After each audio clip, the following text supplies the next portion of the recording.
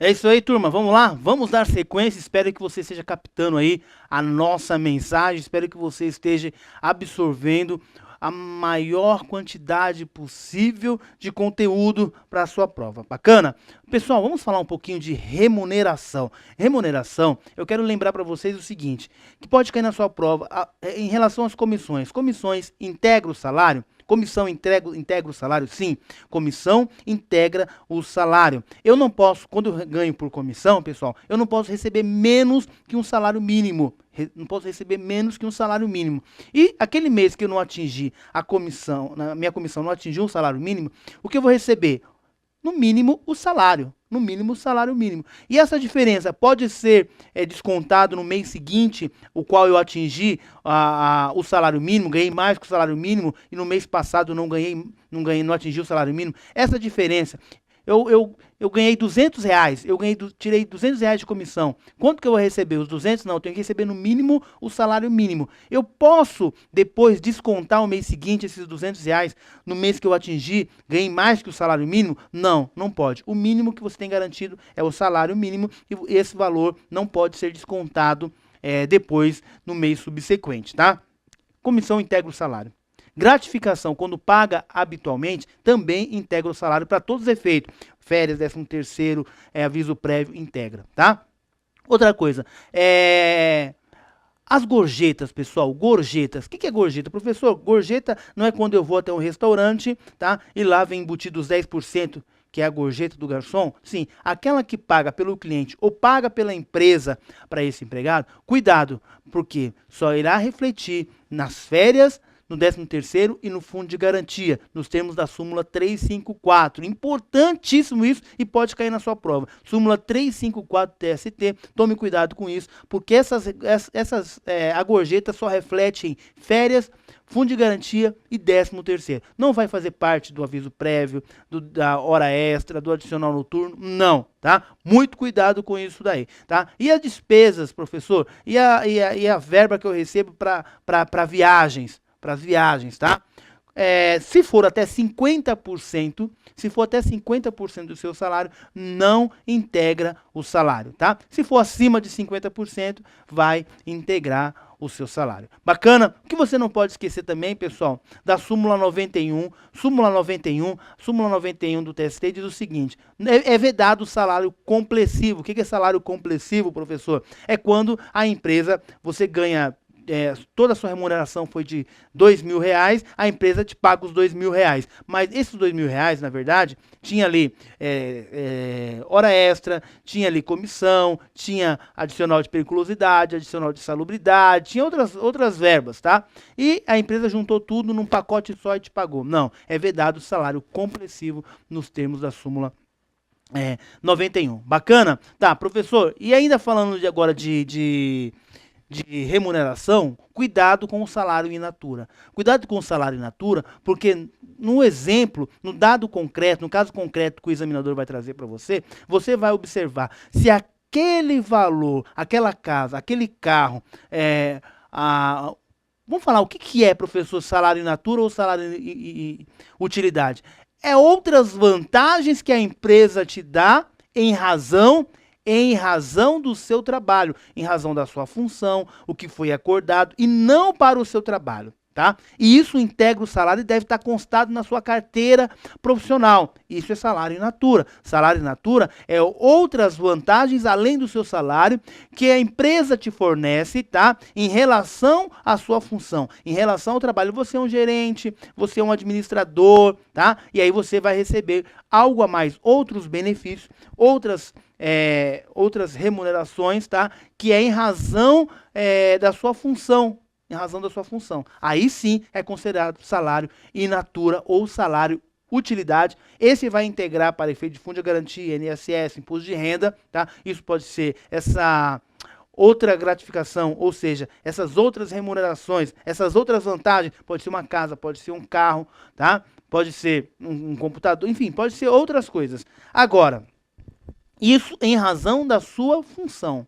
Agora, se você perceber que o examinador colocou e perguntou para você se é salário in natura, uniforme, se é salário in natura, o convênio, se é salário in natura, o seguro, se é salário in natura, o pagamento da faculdade, salário in natura é o pagamento do colégio, do seu curso técnico, isso não é considerado salário in natura, tá? Se você perceber que ele colocou também um carro, ora, professor, e o carro? Se esse carro é para o serviço, então veja a diferença. Existem outras vantagens, tá? Em razão da sua função, em razão do seu serviço, e algumas que é para o serviço. Se é para o serviço, o carro, mesmo que esse carro seja utilizado por você no final de semana, a empresa não vai considerar, não pode considerar isso como salário in natura. Então, carro, roupa, equipamentos, que é para o serviço, aí a empresa não pode considerar isso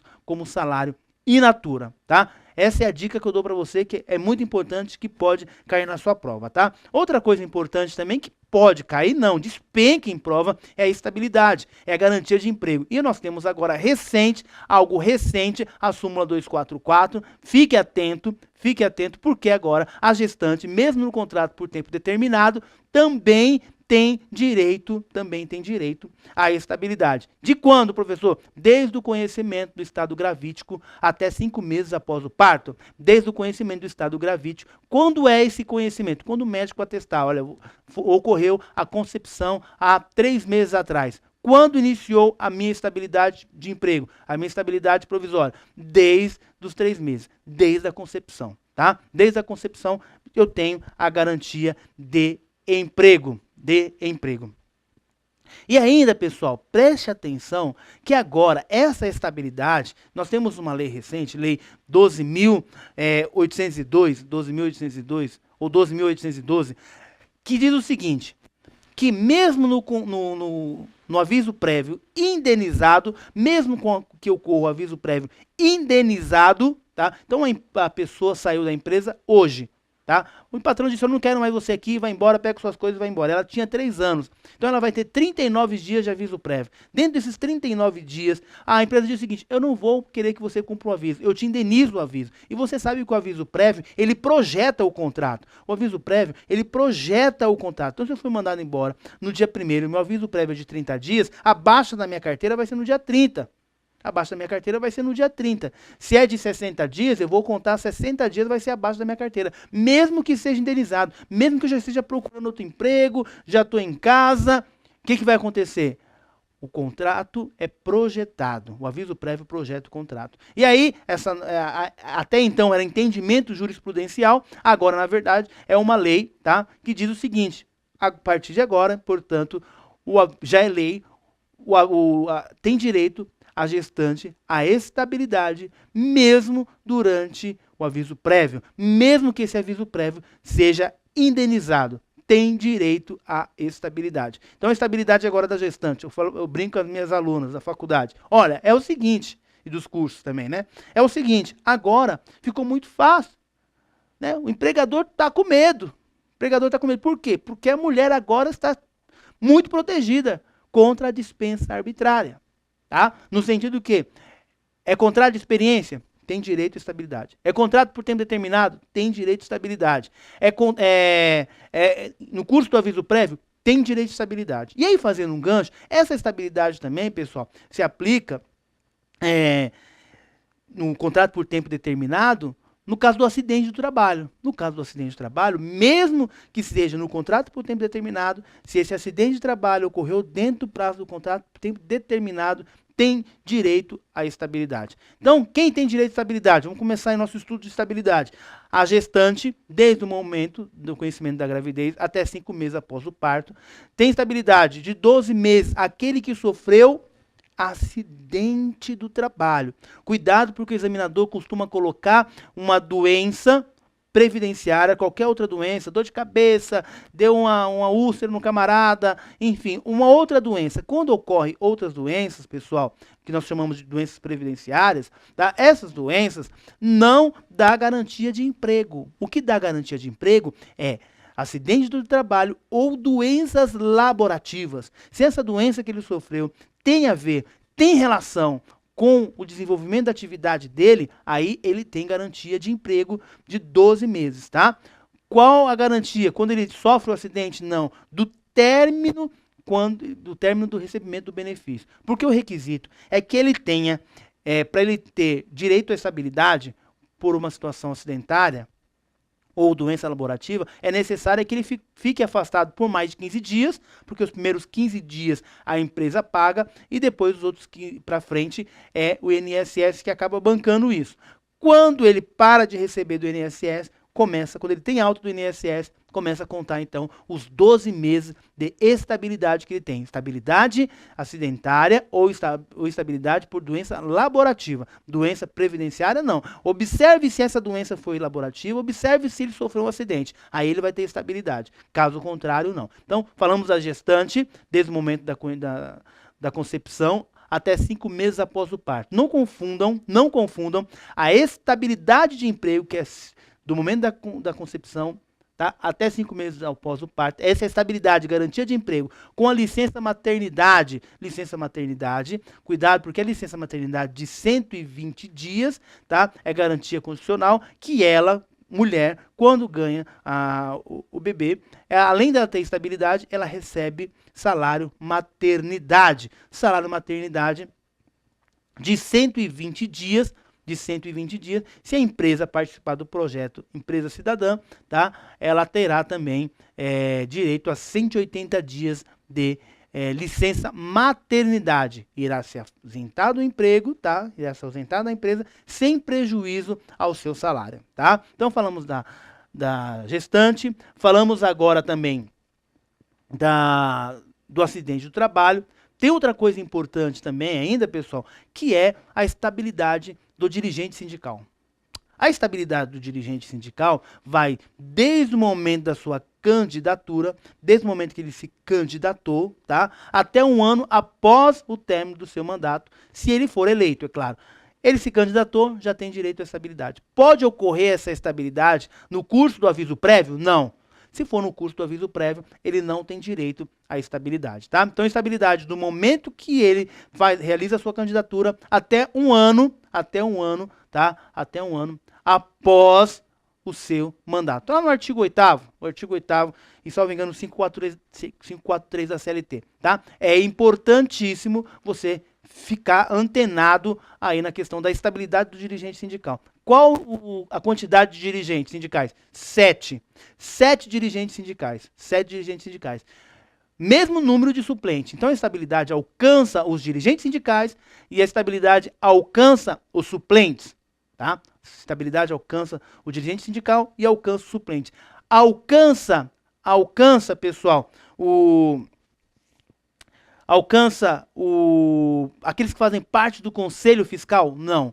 Por quê? Aqueles que fazem parte do Conselho Fiscal apenas fiscalizam, tá, o que a diretoria, o que os dirigentes estão realizando. Eles não atuam diretamente nos interesses da categoria, tá? Ele apenas fiscalizam a diretoria. Esse dirigente sindical, é claro, ele terá estabilidade de emprego se ele, dirigente sindical, estiver trabalhando em favor das causas da sua categoria. Então, se ele é empregado do bancário, por exemplo, então ele vai se candidatar, ele vai se propor a ajudar, se candidatar para ser dirigente do sindicato dos bancários. Se ele for trabalhar em uma outra categoria, se envolver com outro sindicato, não dá garantia de emprego para ele, tá? Qual é, pessoal, o prazo da direção? De 3 anos. 3 anos é o mandato do dirigente sindical. Bacana? Outro que tem estabilidade também, que cai muito em prova, é o cipeiro. O cipeiro também tem estabilidade. Mas qual cipeiro, professor? Cuidado, porque o cipeiro aí, pessoal, é aquele eleito pelos empregados. Então, é o que eu brinco sempre com meus alunos. No caso da CIPA, vale mais a pena eu ser vice-presidente do que ser presidente. Porque o vice-presidente é ele que tem garantia de emprego. Também os suplentes. Tá? Prazo de mandato de um ano, e aí ele não pode ser renovado, tá? Então, cuidado com isso aí. Professor, falamos de dois sindicatos, dois casos de estabilidade aí, que é o sindicato, o dirigente sindical, e ainda o cipeiro. Professor, e como que fica o dirigente sindical se ele cometer falta grave? Cometeu falta grave somente através do inquérito judicial para apuração de falta grave. O empregador não pode dispensá-lo de forma direta. Não. O cipeiro já pode. O dirigente sindical, pessoal, o dirigente sindical, aquele conselho, aquele que faz parte do Conselho Nacional da Previdência Social, tá? Aquele que tem estabilidade definitiva, aquela estabilidade decenal, somente, pessoal, somente através de apuração de falta grave. Somente para apuração, somente ocorrer na apuração judicial de falta grave. O inquérito judicial de falta grave. Esses camaradas, só assim, viu? Não pode ser dispensado de forma arbitrária sem passar pelo crivo da justiça. Tá? Então, o dirigente sindical, aquele do Conselho Nacional da Segurança, da Previdência Social, tá? Aquele que tem a estabilidade decenal e o dirigente da cooperativa. Esses camaradas, somente através de inquérito judicial para apuração da falta grave. Bacana? Então falamos do dirigente sindical desde o momento da sua candidatura até 1 ano após o seu mandato. Falamos também do cipeiro, mesma coisa, pessoal, mesma coisa, do momento da sua candidatura até 1 ano após o seu mandato. Tá bom? Então quem tem estabilidade? Quem tem estabilidade? O dirigente sindical, o cipeiro, aquele conselheiro do Conselho Nacional da Previdência Social, tá? O Conselho Curador do Fundo de Garantia, o Conselho Curador do Fundo de Garantia e o dirigente de cooperativa. O dirigente de cooperativa, pessoal, ele vai ter o mesmo direito do dirigente sindical, desde o momento da sua candidatura até 1 ano após o seu mandato. Com uma diferença, no dirigente sindical é para ele e os seus suplentes, tá? Lá na cooperativa, somente para o diretor. Bacana? Somente para o diretor. Falamos aí, portanto, pessoal, de alguns pontos importantes da estabilidade de emprego. Muito bom, muito bem. Agora, pessoal, uma dica importante ainda, agora vamos falar um pouquinho da proteção do menor. Uma dica importante, nos termos do artigo 440 da CLT, tá? Não corre prescrição para o menor. O menor contra o menor não corre prescrição. A empresa contratou esse menor de 16 anos, tá? Porque você sabe que é vedado qualquer tipo de emprego, tá? Qualquer tipo de emprego para os menores de 16 anos, salvo na condição de aprendiz. Então eu só posso trabalhar com menor de 16 anos, o menor de 16 anos só pode trabalhar na condição de aprendiz. A partir dos 16, ele pode trabalhar, tá? A partir dos 16, desde que não seja atividade noturna, insalubre e perigosa. Não pode. Se for atividade noturna, insalubre e perigosa, não pode esse menor desenvolver, tá? Só a partir dos 18 anos.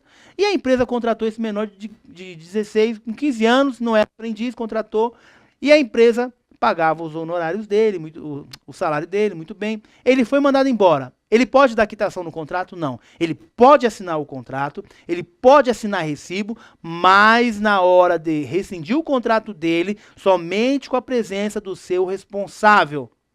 Somente com a presença do seu responsável. E a empresa, de repente, agora com 15 anos, contratou e não registrou esse empregado.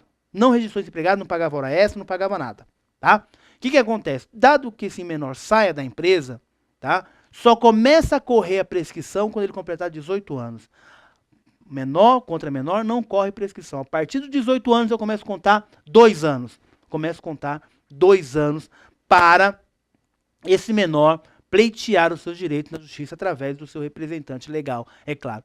Então, de acordo com 440, não corre prescrição contra o menor. O menor pode assinar o contrato, o menor pode assinar recibos, dar recibos de pagamento, o menor não pode dar quitação. E essa prescrição só começa a correr quando ele completar 18 anos. O menor não pode desenvolver atividade insalubre, o menor não pode desenvolver atividade perigosa, o menor não pode desenvolver atividade noturna. O menor não pode realizar hora extra, salvo se for aquela questão da compensação que você viu lá no nosso curso. Falando em compensação, vamos fazendo um gancho, pessoal. Falando em compensação, eu sei que eu posso fazer compensação, tá?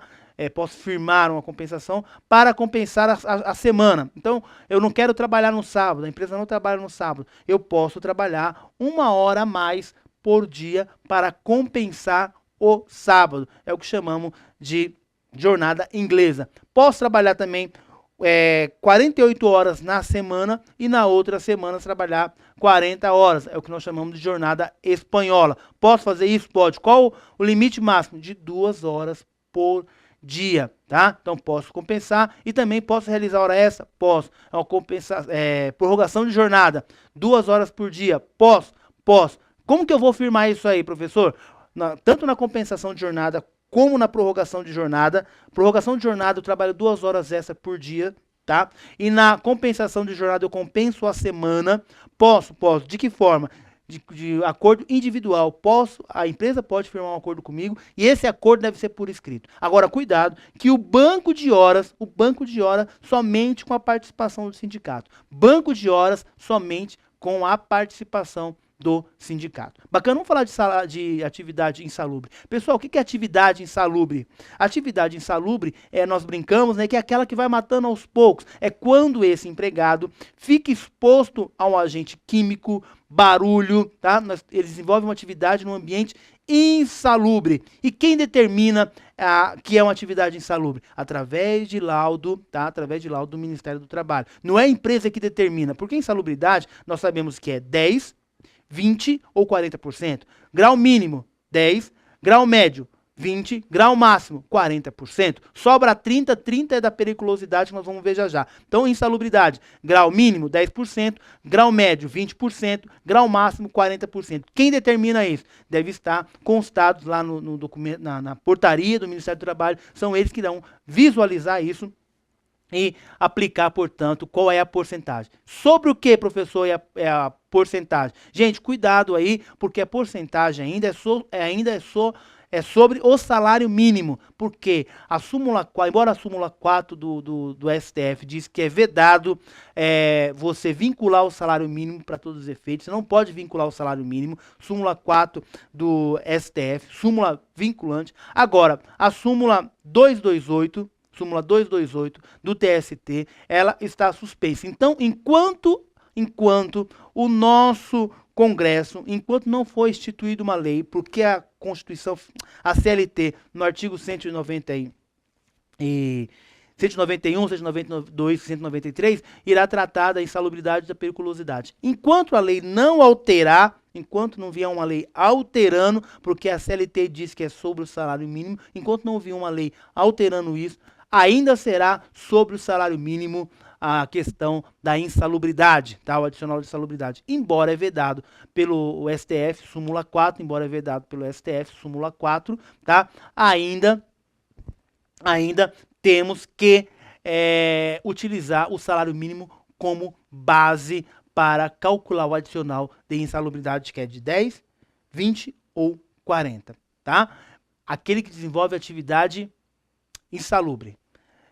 Barulho, produtos químicos, o simples fornecimento de equipamento não obsta a empresa pagar o adicional de insalubridade. Para que esse empregado deixe de receber o adicional de insalubridade, precisa ser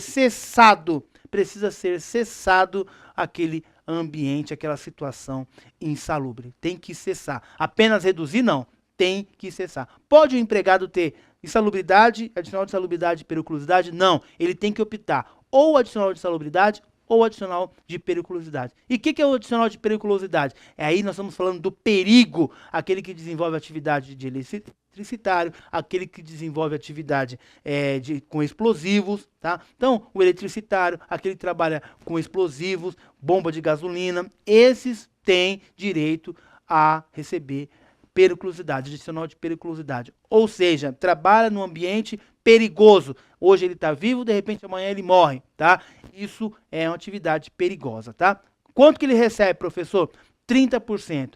30% sobre o valor, sobre a sua remuneração, aí não é mais sobre o salário mínimo, mas sobre a remuneração, mas aí eu tiro os adicionais, como por exemplo, comissão, gratificação, eu não incluo esses valores para efeito de cálculo do adicional de periculosidade, tá? Então, percebe aí, 10, 20 e 40 no insalubridade, sobra 30 para periculosidade e os 30 é só sobre a remuneração, tirando aí as gratificações, as comissões. Já na insalubridade é sobre o salário mínimo. Outra dica importante, teve uma alteração recente, tá? Uma alteração recente.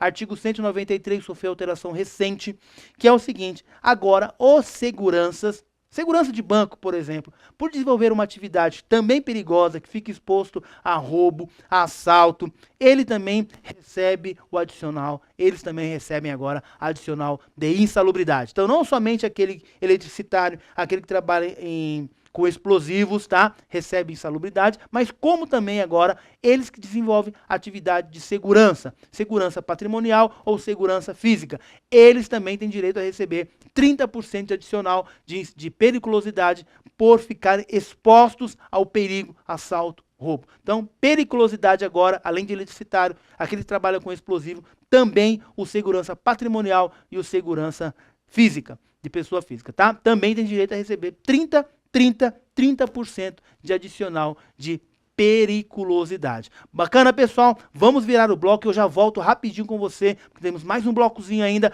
para trazer aqui para vocês mais dicas, mega revisão, processo do trabalho com o professor Roberto Comporta aqui no canal Exames de Ordem. Vamos gabaritar, te aguardo.